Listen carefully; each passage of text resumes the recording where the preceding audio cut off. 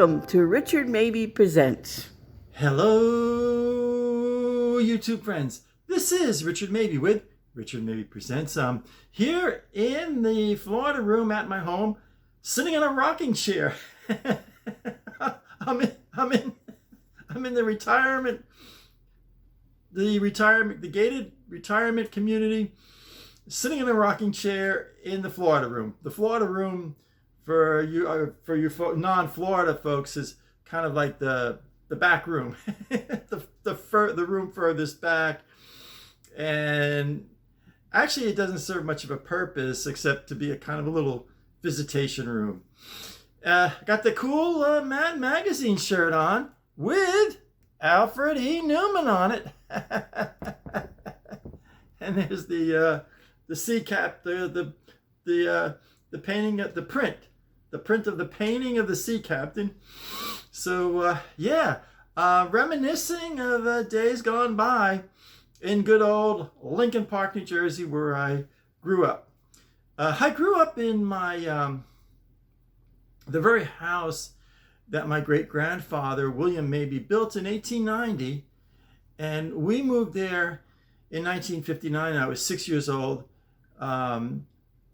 Great-grandma Mabey, who actually helped to build the house with her husband, William Mabey, and she passed in 1959. I believe it was May of 1959. She was 86 years old. And so she had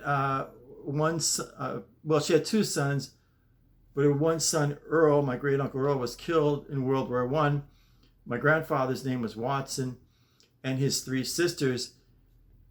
And I don't know the exact details on it, but none of my grandpa's sisters, my great aunts, really, they were in their own homes and all that kind of thing. And so Grandpa had asked my dad, would be kind of nice if you took over the reins of living in the old Mabey homestead, and Dad did. And so anyway, growing up, and the house was in Lincoln Park on Route 202, and Mabey Lane one time went from Route 202 all the way down to the Morris Canal, which it was about 1.5 miles long, maybe almost 2 miles long. And what happened is, in time, the lower half, the northernmost portion, there was still a path there, but it wasn't a full-blown road. And Mabey Lane, it's now paved, but when I grew up, it was a dirt road. There's nothing glamorous about it. No glorious way to say it. It was a dirt road. But we used to have bicycle races. And I would say Mabey Lane, there was a slight incline to it, and it was about 3/4 of a mile long, from Route 202 all the way down to the wooded area, where it was sort of like narrowed down into a path, a walking path. You could drive a four-wheeler down it, like not like a what are they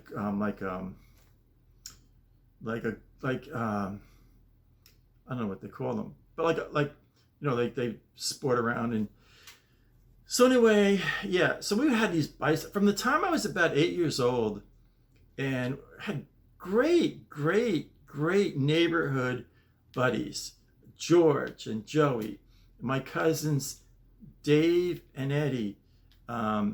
When I was about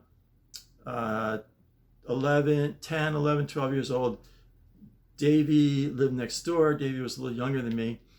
And then after Davey moved out, Uncle Dave moved out, then my Uncle Ed and Aunt Joy moved in. So Eddie, my cousin Eddie, lived next door. It was pretty cool having like a cousin for a neighbor, like two cousins for neighbors.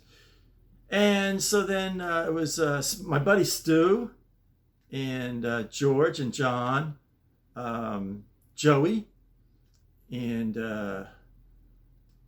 there was a kid named Charlie, and he lived on Mabey Lane. Kevin was a great baseball player, Kevin, and my sister and a lot of the my sister's friends from the neighborhood. But we used to have bicycle races, and the other day I found an old black and white picture of myself and my cousin Dave.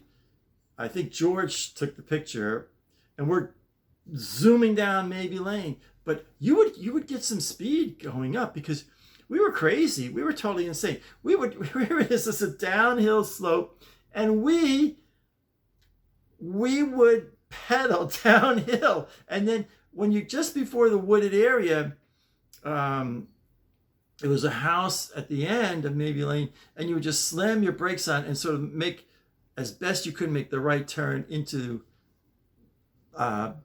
those people's driveway. So you didn't, but actually sometimes you could actually go into the path, and you had that little time to slow up, So, but it was fun, and I guess it started when I was about 8 years old, third grade, and actually I think the last summer we had bicycle races. It was sort of an interesting thing. It was the summer of 1968, right after my freshman year of high school. And then after that, I think maybe we did the bike races a little bit. That summer of 1969, but very little. It was almost like the torch was passed to the younger kids in the neighborhood, and they more or less took our lead. But George and I and a lot of my other buddies were in high school, and it just kind of faded away, But great. Back then, this is going to my, in the prime, 1966, the summer of 1966, I was just between 7th grade and 8th grade. Well, actually, the prime was the summer of 65, between 6th grade and 7th grade. And I was, there's 11 years old. And that was fun. That was a really, really great time period. And there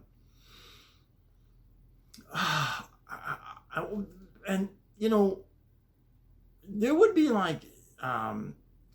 there would be kids coming to race their bikes, but we only knew them by their first names. We hardly knew them because we were right on the border between Lincoln Park and Towako. So those kids went to the Towako school system. We hardly knew them, but they would come and race their bikes, and it was a good time. And it was just a really fine and wonderful, glorious time. Sometimes on Friday in the summertime, school was out, every so often we'd sleep out in the backyard, and we had an old tent, and it was just great times. I'm going to take a break, and I'm going to show that one picture I have, black and white photo of Davey and I racing our bicycles on Mabey Lane. And I'll show that to you right now. YouTube friends, here it is. Very rare black and white photo of the bicycle races from, I don't know if it's clear or not, June of 1968. And I had just finished my freshman year of high school. I was 13, and I think 68. Davey was very young. He was about 8 years old, but we always had a great time. You can see my hair is blowing in the wind there. And you can see Dave Davey is really serious there, and right here is where Dave had his number. His bike was green, and it was the green 11, and I had the LTD. I called my bike the LTD, and if I can focus, there's my hair blown in the wind. There's Davey, his hair blown in the wind. And I often wonder how fast we were going then. We were going at a pretty good speed. We were probably going like 10 miles an hour, but it seemed like we were going like 60 miles an hour. You can see all the woods there on the side of Mabey Lane. It was just a great time. Just a great, glorious, wonderful time. And Mabey Lane was just a dirt road, just wide enough for one car at a time. There were only actually 3 cars on Mabey Lane at that time. Now it's built up quite a bit. Just a really wonderful memory. Just a really wonderful, cherished memory. The old bicycle races down Mabey Lane. You can hear in the background I got the teapot on. It brings me back in time. Just wonderful, wonderful, wonderful, wonderful memories. So YouTube friends, that's going to wrap up another exciting episode of Richard Mabey Presents. And it's kind of funny. I'll be 70 years old in September. And I normally wear the baseball cap, but I said I'm going to be brave and courageous and come to terms with, it's something that it's really hard to come to terms with, that my hair has thinned out. That's really painful to come to terms with. So I said, I'm just not wearing the baseball cap. But here I am, nearly 70 years old, on the rocking chair, reminiscing of the summers of my childhood, the old bicycle races with the neighborhood gang, riding our bicycles down Mabey Lane and just having a wonderful, glorious, happy time, not worried about a car payment, not worried about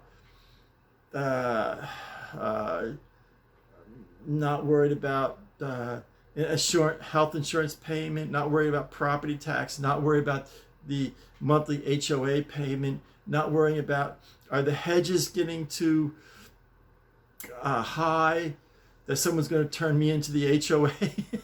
All those things. I mean, I think to be 11 years old for just one day again, it's kind of like that season 1, episode 5 of Twilight Zone. Gig Young had the starring role in that episode, and they called it Walking Distance. And it's based on the true story that Rod Serling, having gotten Twilight Zone purchased or to be aired on CBS in the fall of, I think it was September of 1959. It might have been September of 1960, I'm not sure. But anyway, the story goes that summer, he went back to Binghamton, New York, his old hometown. And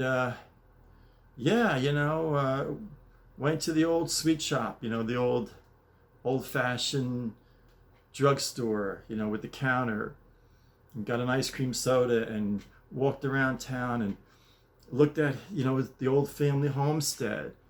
And it's called Walking Distance, Twilight Zone, season 1, episode 5. Gig Young stars in it. Ron Howard has a small part in it. There's no small part. Ron Howard he's about 4 years old, maybe 5 years old, but he has a role in the show, and just one of the best Twilight Zones ever. But I feel like that, I want to go back to Lincoln Park. I want to go to Moe's Sweet Shop. I want to go to Steve's. All those places are gone.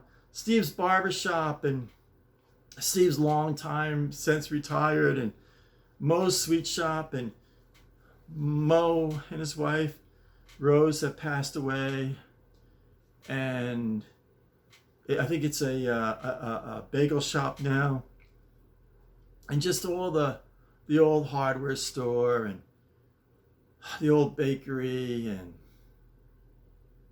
it's all gone now. It's all gone, you know. But just for one day to go back to the summer of 1965, that would be so cool. Here I am on the rocking chair, you know. It's like, oh, I just want to go back one day to be 11 years old again. All my buddies, Stu, good old Stu, and George and Joey, and my cousins Eddie and Davey, and man, John lived at the end of Mabey Lane, and Kevin also lived on he was a great baseball player. He lived on Mabey Lane, and